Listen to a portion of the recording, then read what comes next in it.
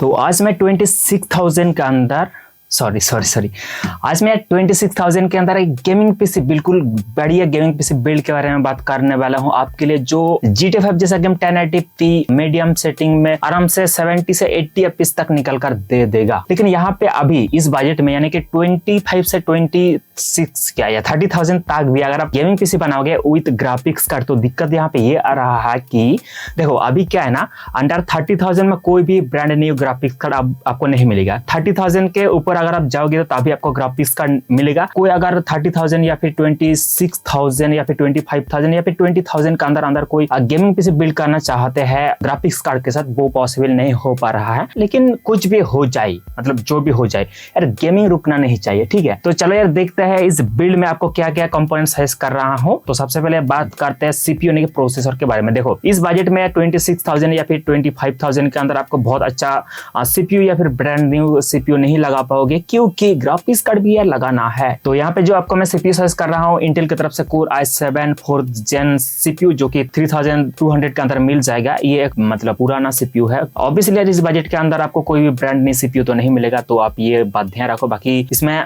4 core 8 thread मिल रहा है, साथ में मैक्सिमम जो टर्बो फ्रीक्वेंसी 4.0 गीगाहर्ट्ज मिल रहा है। तो गेमिंग के साथ साथ आप थोड़ा बहुत इसमें एडिटिंग भी कर सकते हैं, लेकिन हाई एंड एडिटिंग रिकमेंड नहीं करूंगा। फॉर एग्जांपल मान लो अगर आप गेमिंग कर रहे हो और आप वो मतलब यूट्यूब में आपको वो यूट्यूब में भी डालना है और स्क्रीन रिकॉर्ड करके यूट्यूब में भी डालना है, तो वैसा एडिटिंग कर सकते हैं थोड़ा बहुत। लेकिन आप अगर प्रीमियर प्रो जैसा एडिटिंग सॉफ्टवेयर के ऊपर हाई एंड एडिटिंग करना चाहते हो, उसमें मतलब इस पीसी में नहीं कर सकते। क्योंकि क्यों नहीं कर सकते उसके ऊपर भी मैं बात करूंगा। तो सीपीयू तो बहुत बढ़िया है, लेकिन यहाँ पे दिक्कत ये है पुराना सीपीयू है, प्राइस पॉइंट की सबसे बहुत बढ़िया है। और दूसरी बात यहाँ पे आपको कोई भी यानी कि स्टॉक कूलर नहीं मिलते हैं, क्योंकि पुराना सीपीयू, तो आपको अलग से सीपीयू कूलर लगाना पड़ेगा। तो यहाँ पे जो आपको मैं सीपीयू कूलर सजेस्ट कर रहा हूँ, ये सीपीयू कूलर आता है फॉक्सिन की तरफ से CFC001 और ये 200 रुपए के अंदर मिल जाएगा। आई थिंक ये सीपीयू कूलर इस सीपीयू को कूल रखने के लिए इनफ रहेगा। और जो यहाँ पे मदरबोर्ड आपको मैं सजेस्ट कर रहा हूँ, क्योंकि बजट बहुत ज्यादा इशू है, इस बजट में अंदर इस सीपीयू के साथ कोई अच्छा मदरबोर्ड नहीं मिलेगा, लेकिन जो भी मिलेगा 2000 के अंदर मिल जाएगा, जो कि बहुत बढ़िया है इस सीपीयू के लिए। ये कॉन्सिस्टेंट की तरफ से आता है H81 1800 में अभी मिल जाएगा अमेज़न में। तो इसमें 2 रैम स्लॉट मिल जाएगा DDR3 का और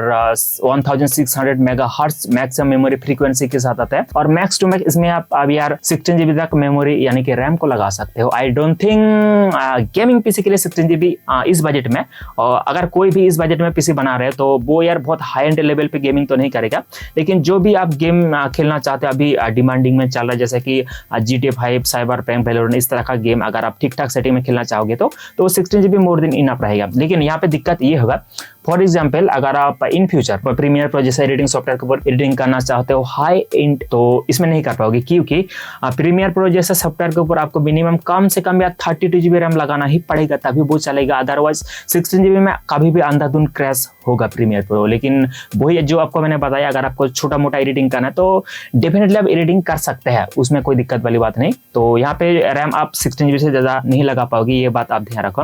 दूसरी बात, यहाँ पे आपको मिल रहा है एक M.2 NVMe में SSD की स्लॉट और एक PCI Express एक 16 स्लॉट, जो कि ग्राफिक्स कार्ड को लगाने के लिए। हमारा तो ये बहुत ज्यादा इंपॉर्टेंट है, क्योंकि ग्राफिक्स कार्ड लगाना है, गेमिंग भी तो करना है। और बाकी जो भी बेसिक पोर्ट वगैरह होता है जैसे कि USB, HDMI पोर्ट और VGA जो मॉनिटर को लगाने के लिए, वो मिल जाता है, उसमें कोई कॉम्प्रोमाइज नहीं है। तो बाकी मदरबोर्ड बहुत बढ़िया है। अगर आप कॉन्सिस्टेंट का नहीं लगाना चाहते हो, जेब्रोना के भी मिल जाएगा, जेब्रोनिक का, तो वो भी 2000 के अंदर मिल जाएगा, और AVM का भी मिल जाएगा। यहाँ पे जो आपको मैं रैम साइज कर रहा हूँ 8 GB का 2 स्टिक टोटल 16 GB, जो कि आई थिंक 16 GB मोर दिन अप रहेगा इस पीसी के लिए। जो कि रैम स्टिक आता है कॉन्सिस्टेंट के तरफ से 8 GB का 2 stick total 16 GB DDR3 memory type के साथ 1600 मेगाहर्ट्ज मेमोरी फ्रीक्वेंसी के ऊपर क्लॉक्ड है। और इसमें आपको कोई भी हीट सिंक नहीं मिल रहा है, ऑब्वियसली इस बजट में नहीं मिलते हीट सिंक। और 2 स्टिक का जो कॉस्ट काटेगा 3600 रुपए, जो कि यार ठीक ठाक है। बाकी 16 GB के ऊपर आप बहुत बढ़िया गेमिंग कर पाओगे, साथ में थोड़ा बहुत एडिटिंग भी कर सकते हो। मतलब जो भी अगर आप बेसिक एडिटिंग करना चाहते हो वो भी हो जाएगा, लेकिन हाई एंड तो कतई ना हो पाएगा। और यहाँ पे जो SSD सजेस्ट कर रहा हूँ, ये थोड़ा सा यहाँ पे आपको मैं कॉम्प्रोमाइज करने को बोलूंगा, क्योंकि बजट बहुत ज्यादा टाइट है और SSD का प्राइस बहुत ज्यादा है। ये भी यार कॉन्सिस्टेंट की तरफ से है 2.5 इंच SATA SSD 256 GB। और अगर मैं इसका परफॉर्मेंस के बारे में बात करूँ तो कोई खास तो नहीं है, 5500 रेट स्पीड और 500 MBPS राइट स्पीड मिल रहा है। तो इन फ्यूचर जब आपके पास बजट आ जाए तो कर लेना स्टोरेज के ऊपर इन्वेस्टमेंट, क्योंकि 256 GB में आप ज्यादा से ज्यादा 2 गेम ही डाल पाओगे। फॉर एग्जाम्पल अगर आप GTA 5 जैसा गेम डालोगे तो मैक्सिमम आप इसमें डाल पाओगे 2 गेम। अगर आप जैसे कि 50 या फिर 60 GB का गेम डालोगे तो 3 आई थिंक डाल पाओगे, लेकिन वो मतलब टाइम के साथ उसका साइज भी बढ़ जाएगा। तो मैं यहाँ पे ये मान के चल रहा हूँ 256 GB में आप ज्यादा से ज्यादा 2 ही गेम डाल पाओगे। इन फ्यूचर अपग्रेड कर लेना, क्योंकि अभी बजट इशू है इसलिए 256 GB। अगर आपका अभी बजट अलाउ करता है तो डेफिनेटली मैं रेकमेंड करूंगा 500 GB लगाओ, क्योंकि 500 GB यार कम से कम मिनिमम होना चाहिए गेमिंग सिस्टम के लिए, ठीक है। और पावर सप्लाई यहाँ पे आपको मैं सजेस्ट करूंगा कम से कम 550 वाट और 80+ ब्रोंज सर्टिफाइड कोशिश करो अगर आपका बजट अलाउ करता है तो यहाँ पे। लेकिन यार 80+ तो इस बिल्ड में पॉसिबल ना हो पा रहा है, क्योंकि बजट बहुत ज्यादा लिमिटेड है, टाइट है। यहाँ पे जो पावर सप्लाई आपको मैं सर्च कर रहा हूँ सर्कल की तरफ से C0 पावर 550 वाट ये 1800 में मिल जाएगा। तो इसमें 80+ ब्रोंज तो ना इसमें ब्रोंज नहीं मिलेगा, इसमें 80+ वाइट सर्टिफाइड मिल रहा है और ये 500 वाट का है। अगर आपका बजट स्ट्रेस करता है यहाँ पे भी मैं डेफिनेटली बहुत जोर से रिकमेंड करूंगा आप। जो एंटी स्पोर्ट की तरफ से RX 550 है वो लगाओ, वो 3000 के आसपास मिल जाएगा। उसमें 550 वाट एक तो ज्यादा वाट का पावर सप्लाई मिल रहा है, दूसरी बात 80+ ब्रोंज सर्टिफाइड भी मिल रहा है, क्योंकि वो 80+ ब्रोंज सेफ साइड रहेगा।